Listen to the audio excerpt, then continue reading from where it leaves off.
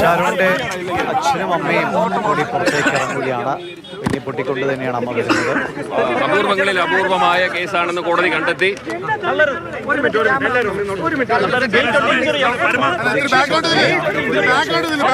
നഷ്ടപ്പെട്ട ഓർമ്മകൾ വീണ്ടും വീണ്ടും രമ്യയുടെ മനസ്സിലേക്ക് ഇരമ്പിയാർക്കുന്ന നിമിഷമാണ്. പ്രോസിക്യൂഷന്റെ ആവശ്യം അംഗീകരിച്ചിരിക്കുന്നു വധശിക്ഷ. പ്രോസിക്യൂഷന്റെ പ്രതികരണം കൂടി സമയത്തിനെങ്കിലും വലിയ തിരക്കവിടെയുണ്ട്. നമ്മുടെ പ്രോസിക്യൂഷൻ ഉന്നയിച്ച എല്ലാ പോയിന്റുകളും തന്നെ കോടതി വളരെ വിശദമായി പരിഗണിച്ചതിന് ശേഷം ഈ കേസ് അപൂർവങ്ങളിൽ അപൂർവമായ ഒരു കേസാണെന്ന് കണ്ടെത്തിയിരിക്കുകയാണ്. അതിനാൽ ഒന്നാം പ്രതിക്ക് വധശിക്ഷ തന്നെ വിധിച്ചിരിക്കുകയാണ്. അതുകൂടാതെ അതിനോടൊപ്പം 2 ലക്ഷം രൂപ പിഴശിക്ഷയും വിധിച്ചിട്ടുണ്ട്.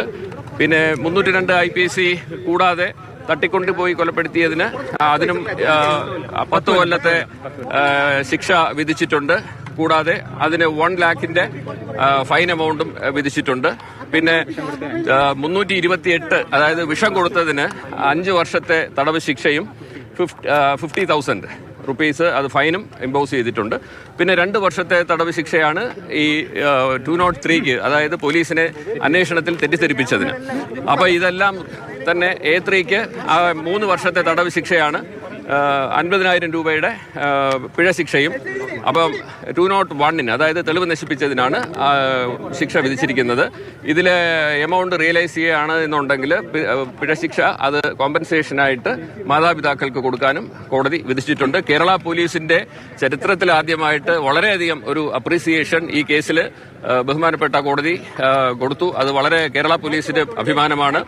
അപ്പം അതിനാൽ അതൊരു വലിയ കേരള പോലീസിന്റെ വിജയമായിട്ടും പ്രോസിക്യൂഷന്റെ വിജയമായിട്ടും ഞങ്ങൾ ഇതിനെ കാണുന്നു. 100% തൃപ്തനാണ് എന്ന് മാത്രവുമല്ല, ഇപ്പോൾ ഷാരോൺ രാജിന്റെ കുടുംബവുമായിട്ട് വരുന്ന വഴിക്ക് ഇപ്പോൾ അവർ വന്ന് പറഞ്ഞു 100% കോടതി വിധിയിൽ സംതൃപ്തി അവരെ അറിയിച്ചിരിക്കുകയാണ്. കാരണം അവർക്ക് നീതിപൂർവമായിട്ടുള്ള ഒരു വിധി ലഭിച്ചു എന്ന് ഇപ്പോൾ പറയുകയാണ്.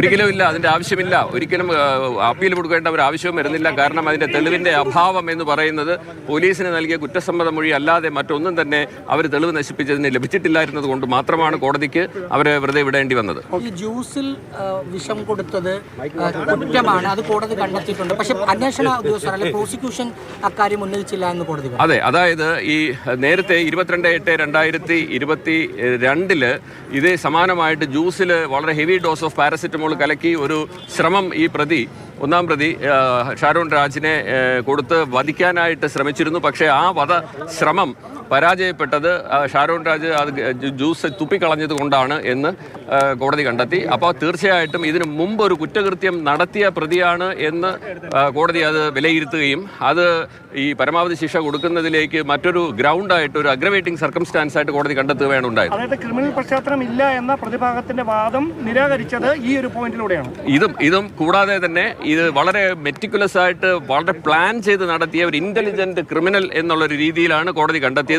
ഒരു ഡെവിളിഷ് പൈശാചികമായ മനസ്സിന് ഉടമയാണ് എന്ന് പ്രോസിക്യൂഷൻ വാദിച്ചതിനെ പൂർണ്ണമായിട്ടും കോടതി അംഗീകരിച്ചും കൂടെ കൊണ്ടാണ് ഈ ഒരു ശിക്ഷ വിധിച്ചത്, വധശിക്ഷ വിധിച്ചത്. Thank you very much. PS Vineeth Kumar അദ്ദേഹത്തിന്റെ പ്രതികരണമാണ് കേട്ടത്. പ്രോസിക്യൂഷന്റെ പ്രതികരണം